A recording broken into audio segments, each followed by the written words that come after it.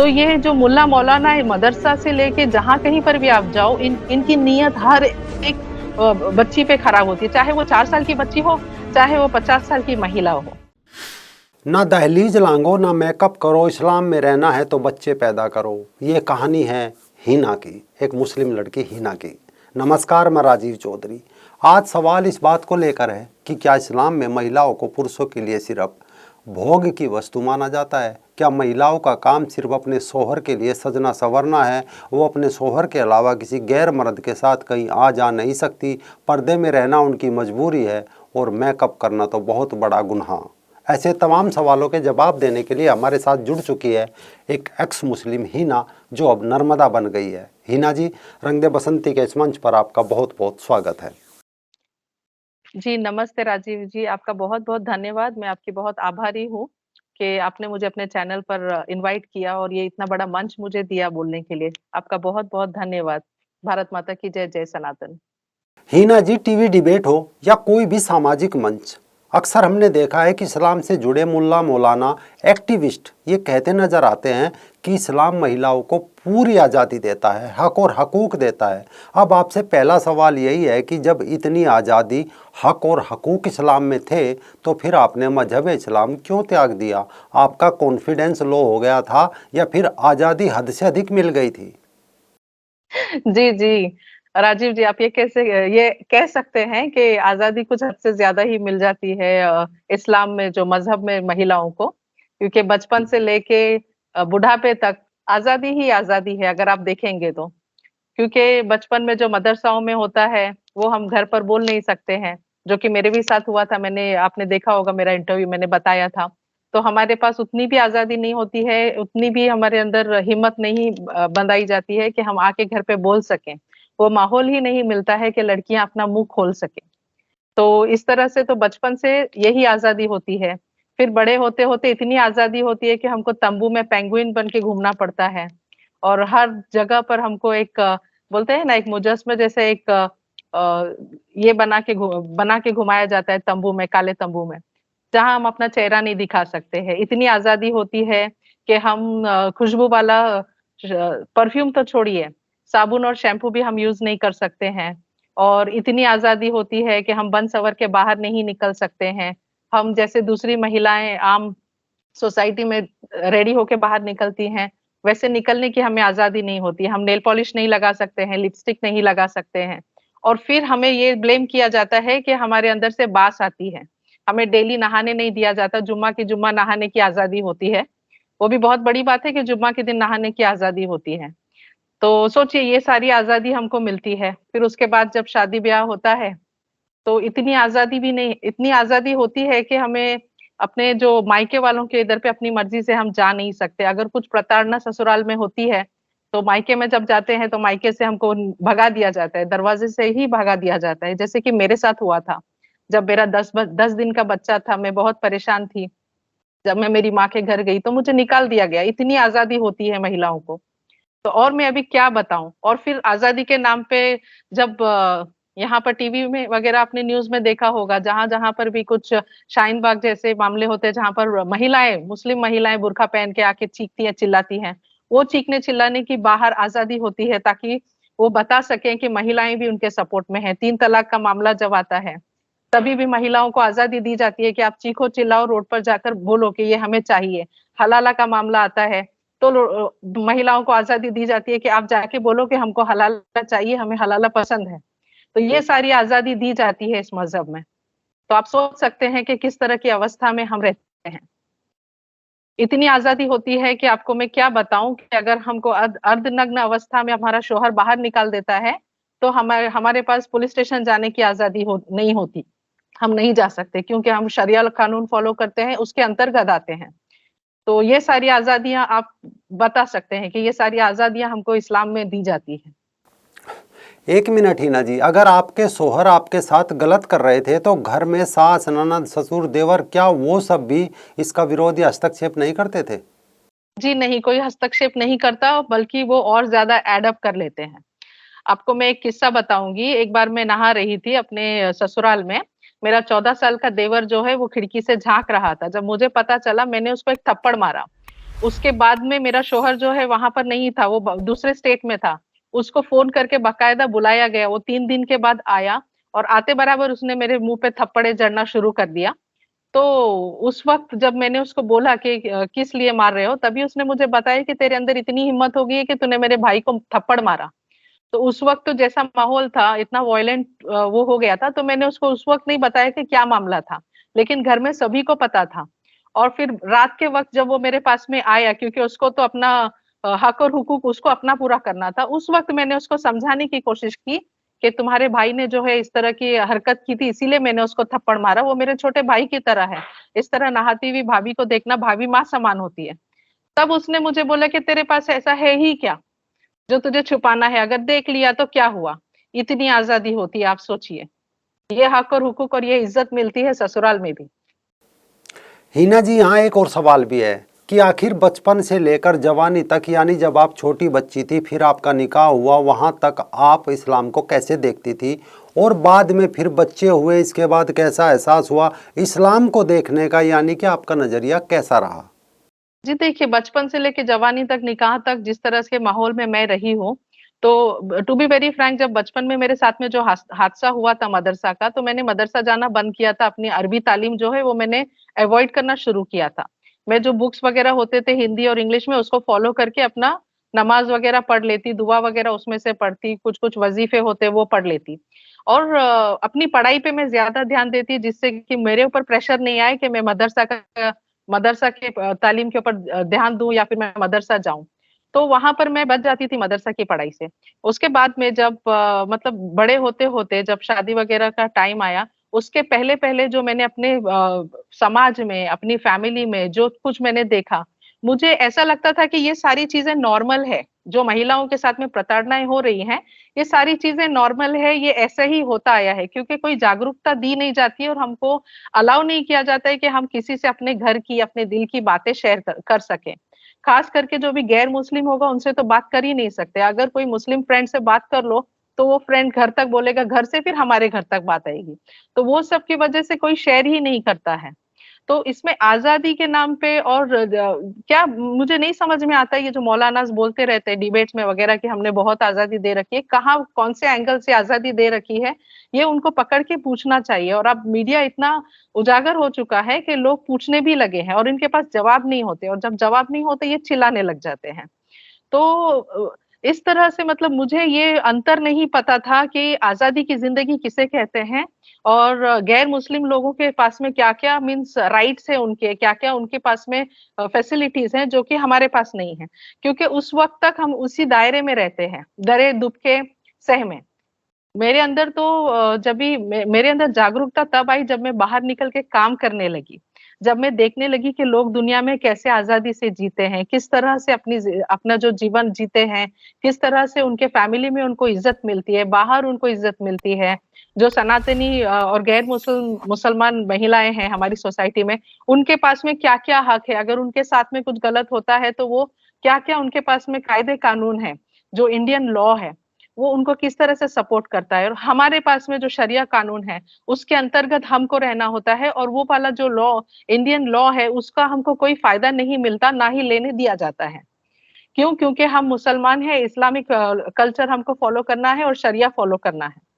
और अगर हम इस्लामिक शरिया फॉलो करते हुए अगर हम कोई हमारे साथ में प्रताड़ना हो रही है, जैसे मेरा शोहर मुझ पर बहुत ज्यादा जुल्म करता था, तो जब भी मैं मौलानाओं के पास गई, मदरसाओं में गई, वहां पर उनकी नीयत बहुत गंदी होती थी। ये तो अभी जग जाहिर हो चुकी है बात। अभी आपने देखा होगा कुछ दिनों पहले ही एक हाफिज को 8 साल की बच्ची के रेप के मामले में उसको जो सजा हुई है। तो ये जो मुल्ला मौलाना है, मदरसा से लेके जहां कहीं पर भी आप जाओ, इनकी नीयत हर एक बच्ची पे खराब होती है, चाहे वो 4 साल की बच्ची हो, चाहे वो 50 साल की महिला हो।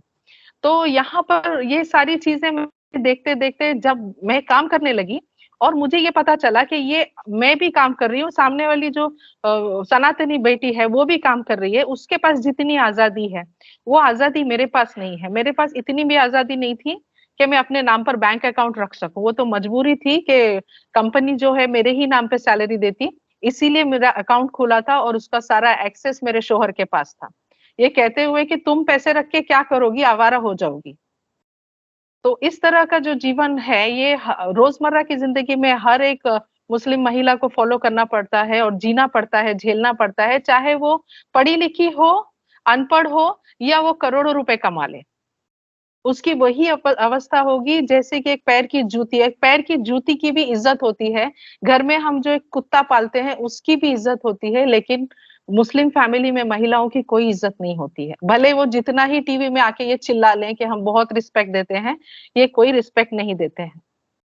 और इनके इस्लाम में तो आपको पता होगा, आप तो इतना बड़ा चैनल चलाते हैं, इस्लाम में तो ये भी कहा गया है कि महिलाओं के ऊपर आप इस हद तक प्रताड़ना कर सकते हैं कि वो अगर बच्चा डिलीवर कर रही है, तभी भी अगर शोहर उसका बुलाए उसको हम बिस्तर होने के लिए, तो उसको जाना होगा। मतलब उसके पास इतना भी इख्तियार नहीं है राजीव जी कि वो जो है उस बात के लिए मना कर सके। ऐसा ही मेरे साथ में हुआ था। जब मैंने मना किया तो मुझे अर्धनग्न अवस्था में बाहर निकाल दिया था रात के 1:30 बजे, और मेरे पास जाने के लिए ऑप्शंस नहीं थे कि मैं कहाँ जाऊं, किसको मैं बोलूं। 23-24 साल की उम्र की लड़की, आपने उसको घर से बाहर निकाल दिया है, वो लड़की कहाँ जाए, किससे मदद मांगे? जिससे मदद मांगेंगे उसी के ऊपर ये लोग इल्जाम लगा देते हैं कि तुम्हारा कुछ चक्कर होगा, तुमने क्यों बीच में इंटरफेयर किया, ये हमारा फैमिली मैटर है, हमारा पर्सनल लॉ देखेगा, तुम क्यों बीच में आ रहे हो। मतलब ये पुलिस और प्रशासन को भी ताक पर रख देते हैं महिलाओं को प्रताड़ना करने के चक्कर में। इनका एजेंडा एक ही होता है कि किस तरह से महिलाओं को डराया जाए और दबाया जाए। हिना जी, आपके चैनल पर एक प्रोग्राम में मैंने आपके साथ हुई प्रताड़ना के किस्से सुने थे। आपके मन में पहली बार कब आया कि मुझे अब अपने आप को मुक्त करना है, इस मुक्ति के अतिरिक्त आपके पास कोई विकल्प नहीं है, और आप हिना से नर्मदा बनने की राह पर चल पड़ी? जी, बिल्कुल, ये मैं आपको बताऊँगी क्योंकि लास्ट एंड तक, जब तक यहाँ तक पानी आने तक मैं चुप रही। जब मेरे बच्चों के ऊपर बात आई, क्योंकि अंदर-अंदर मेरे अंदर जागरूकता आ चुकी थी। लेकिन जब मेरे बच्चों के ऊपर बात आई, उस वक़्त मैंने सोचा कि नहीं, अब मेरे बच्चों तक अगर से मेरे बच्चे इफ़ेक्ट हो रहे हैं इसीलिए कि मैं डर के दब के बैठ रही हूँ क्योंकि मैं कानून का सहारा नहीं ले सकती हूँ, तो फिर मुझे खुद कुछ कदम उठाना पड़ेगा। ऐसे-ऐसे इंसिडेंसेस हुए हैं राजीव जी कि आपने मेरा इंटरव्यूज़ देखा होगा कि जो मतलब मैंने इतना अपनी फैमिली से सपोर्ट पाने की कोशिश की और उनको मैंने हर तरह से सपोर्ट किया, सिर्फ ससुराल नहीं, मायके में भी। मायके का मतलब ऐसा माहौल था कि वो लोग हमेशा मेरे ही घर पे रहते थे। यहाँ तक कि मैंने बर्दाश्त किया कि मेरी जो अपनी सगी बहन है, उसका मेरे शौहर के साथ में अफ़ेयर चल रहा था, मुझे पता नहीं था, लेकिन मेरी माँ को पता था। एक दिन रात में मैंने उन लोगों को जब देखा बेड पे ऊपर वाले कमरे में, मैंने मेरी माँ से नीचे आके जब पूछा, तो मेरी माँ ने मुझे ये कहा कि तू तो काम पे जाती ना, क्या करेगा बेचारा? तो सोचिए मैंने उस सिचुएशन को मैंने कैसे देखा होगा, मेरे दिल पे क्या बीती होगी। और मेरे अंदर ऐसी उथल-पुथल मची हुई थी। मेरी माँ का ये कहना था कि वो तेरा शौहर है, उसके ज़रूरतों का ध्यान रखना तेरा काम है। अगर तू काम पर जा रही है, तो वो अपनी ज़रूरत के लिए कहाँ जाएगा? तो मेरी माँ के अंदर भी ये बात इतनी कूट-कूट के भरी गई थी कि आपको चाहे जो करना पड़े, जो पुरुष है उसकी जो ज़रूरतें हैं उसको किसी तरह से पूरा करना है। और बेटी की ज़िंदगी, बेटी का दिल, उसके अंदर की जो पीड़ा है वो समझने के लिए कहीं पर भी कोई प्रावधान, कोई चीज़ नहीं, कोई सॉफ्ट कॉर्नर नहीं दिया जाता। तो वहाँ पर भी मैंने जो है ज़िंदगी को उसी तरह से जिया कि चलो ठीक है, ये मेरा नसीब है, अभी मैं करूँ तो क्या करूँ? किसको जाके बोलूँ? कहीं पर भी जाके नहीं बोल सकती हूँ। मेरा बच्चा छोटा था। उसके बाद में जब वहाँ से मैं ये सारी चीज़ों से निपटने के लिए कि मैं इस जंजाल से मैं बाहर निकलूँ, तो मैंने अपना घर शिफ्ट किया, अपना जो पूरा बिज़नेस है वो सब कुछ शिफ्ट किया एक दूसरे स्टेट में। अब वहाँ पर आने के बाद में मुझे पता चलता है कि मेरे शौहर ने दूसरी शादी की हुई है। उसके 2 बच्चे हैं। और उस वो मेरे सामने ये बोलकर खड़ा हो गया कि तेरी माँ ने मुझसे कहा कि तू दूसरी शादी कर ले। तो मेरे पैरों के तले से तो पहले ही ज़मीन हट चुकी थी। इस वक़्त मेरे अंदर ऐसे भूचाल सा मच गया था कि क्यों ऐसे हुआ मेरे साथ में? मेरी माँ कैसे ऐसे बोल सकती है? हाँ, हो सकता है कि जो मेरी बहन के साथ उसको चक्कर था वो किसी मायने में उसने सपोर्ट किया है, वो तो मुझे दिख रहा था। लेकिन इस बारे में कैसे मेरी माँ बोल सकती है? मैं भाग के मेरे घर आई क्योंकि मैं जब शिफ्ट हुई तो मैंने अपनी माँ को अपने साथ ही रखा। तो मैंने मेरी माँ से आकर पूछा राजीव जी कि अम्मी ये क्या बोल रहे हैं? तो मेरी माँ ने बोला हाँ, मैंने ही बोला था उसको। तो ना मेरी माँ मेरी हुई, ना मेरा शोहर मेरा हुआ, ना मेरी बहन मेरी हुई। ये सिखाता है इस्लाम। इस दोराहे पे लाकर मुझे खड़ा कर दिया था कि मेरे पास जाने के लिए जगह नहीं थी, मैं जाऊं तो कहाँ जाऊं। एक दिन ऐसा आया मेरी जिंदगी में, मैं मेरे दोनों बच्चों को लेके इस अनजाने शहर में, राजीव जी, अनाथ आश्रम ढूंढते हुए घूम रही थी, ताकि मैं उन बच्चों को उस अनाथ आश्रम में रखूं और कुछ काम काज की तलाश करूं, और फिर मैं उनको वहां से लूं। आप सोच सकते हैं कि किस तरह की अवस्था हो गई थी। ना तो मुझे ससुराल से सपोर्ट, ना तो मुझे मायके से सपोर्ट। मतलब जहां पैर रखो वहीं दलदल, जहां पैर रखो वहीं दलदल, और मेरे ऊपर मेरे दो बच्चों की जिम्मेदारी। जब ये सब कुछ होने लगा, मेरे शोहर के बारे में मुझे पता चला, फिर भी मैंने उस बात को नजरअंदाज किया, ये सोच के कि इस्लाम में इजाजत है। अंदर ही अंदर मेरे बहुत सारा भूचाल मच रहा था, बहुत दुख हो रहा था मुझे। लेकिन फिर मैंने सोचा कि इस महिला की क्या गलती है, वो भी तो एक महिला है। वो बच्चों को लेके कहाँ जाएगी। अगर मैं एक रोटी कमाती हूँ तो आधी रोटी मेरे बच्चे खाएंगे, आधी रोटी इसके बच्चे खाएंगे। और फिर मैंने अपना काम कंटिन्यू रखा। लेकिन फिर इस हद तक बात आ गई थी कि लॉकडाउन के जस्ट पहले पहले जो है, मुझे अपने कारोबार से वगैरह बेदखल करके निकाल दिया गया था। और मेरे पास में मतलब रोजी रोटी के लिए कोई ऑप्शन नहीं है, क्योंकि मेरे हाथ बंधे हुए हैं। और मेरे बच्चों के स्कूल में फीस स्टॉप कर दी गई, मेरे घर का लाइट का बिल भरना बंद कर दिया गया, घर में राशन का प्रॉब्लम होने लगा। फिर भी मैं चुपचाप रही। एक दिन मैंने उससे सवाल पूछा, जब मेरी गैर उपस्थिति में वो मेरी सौतन को मेरे घर लाया था।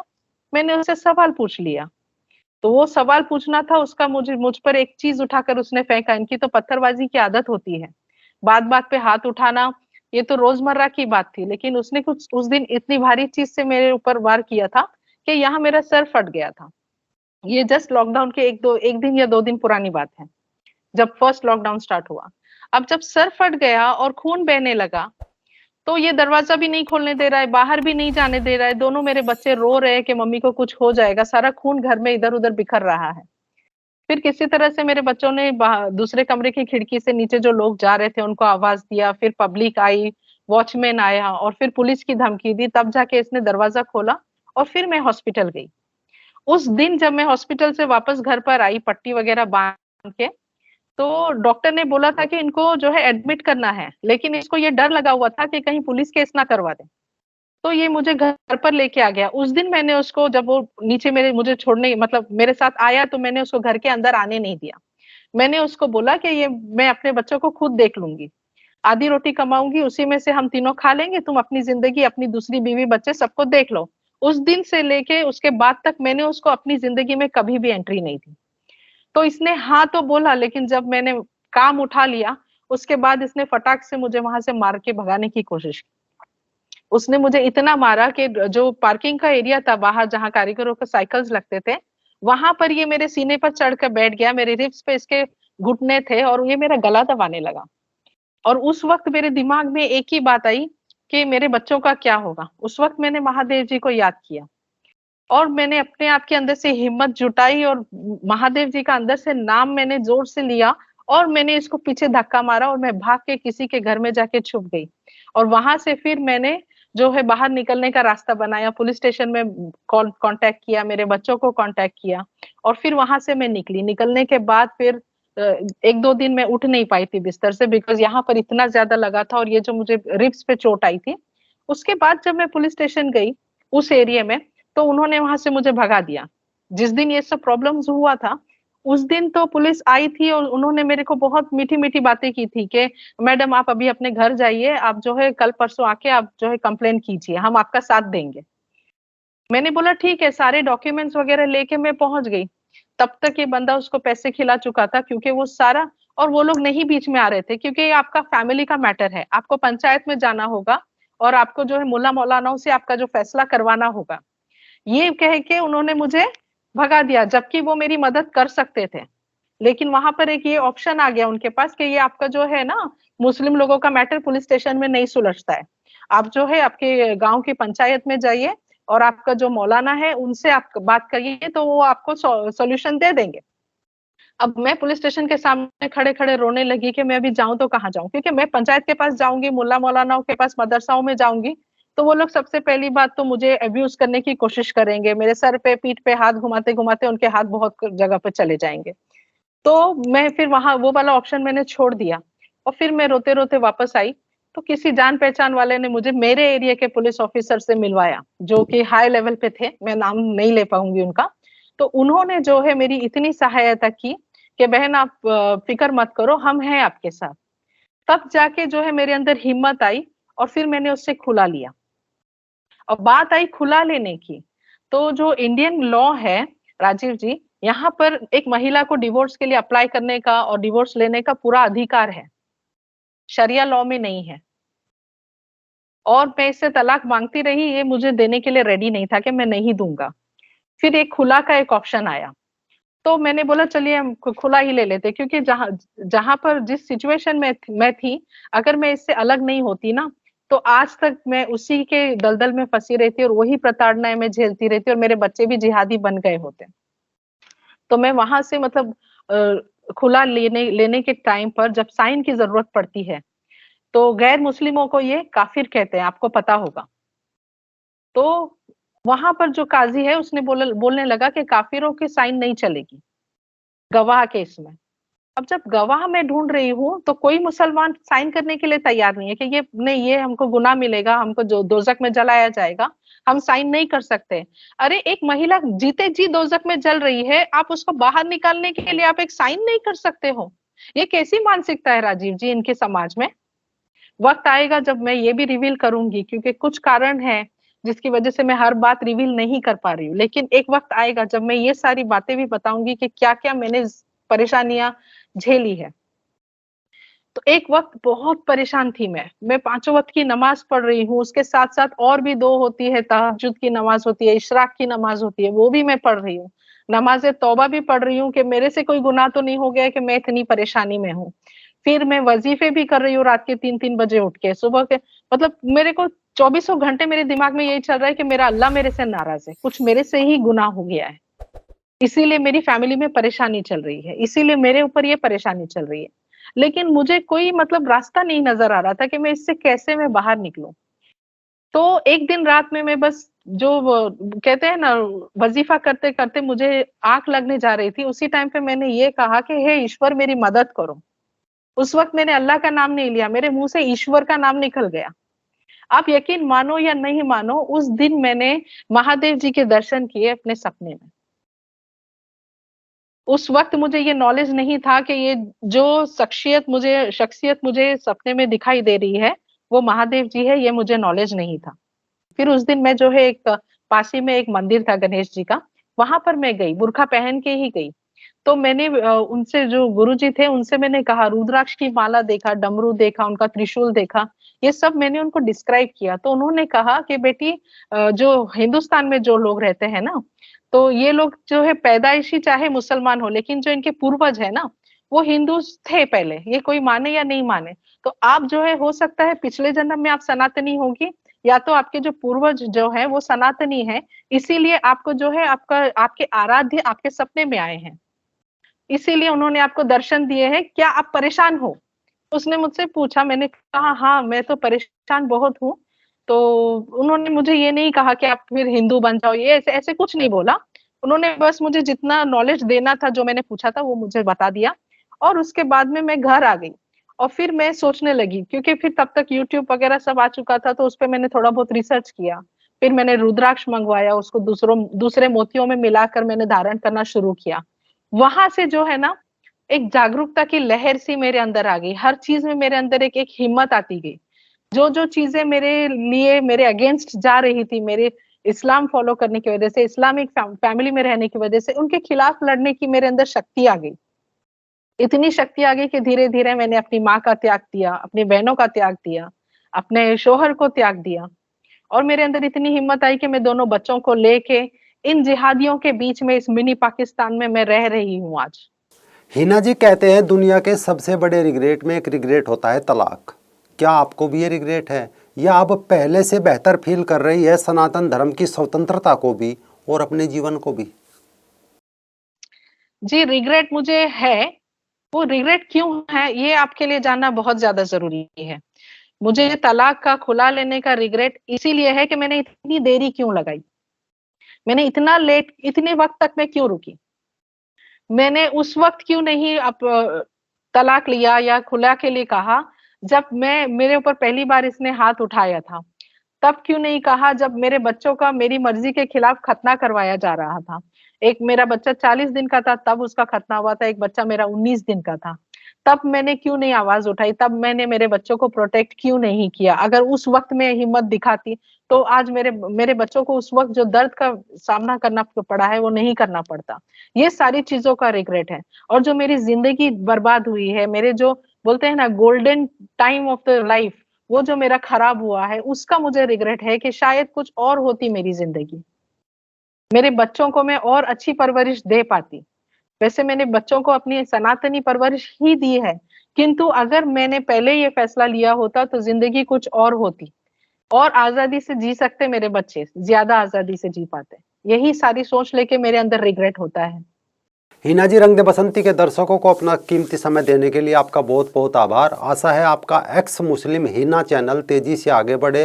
दर्शकों से भी अनुरोध करेंगे कि वो हिना जी का चैनल सब्सक्राइब करें और जो भी उनकी हेल्प करने में सक्षम है हेल्प भी करें। वीडियो को लाइक और शेयर तो ज़रूर करें। जी, आपका बहुत-बहुत धन्यवाद। आपका चैनल इसी तरह से बढ़ता रहे, ये मेरी दिल से कामना है। Thank you so much Rajiv ji.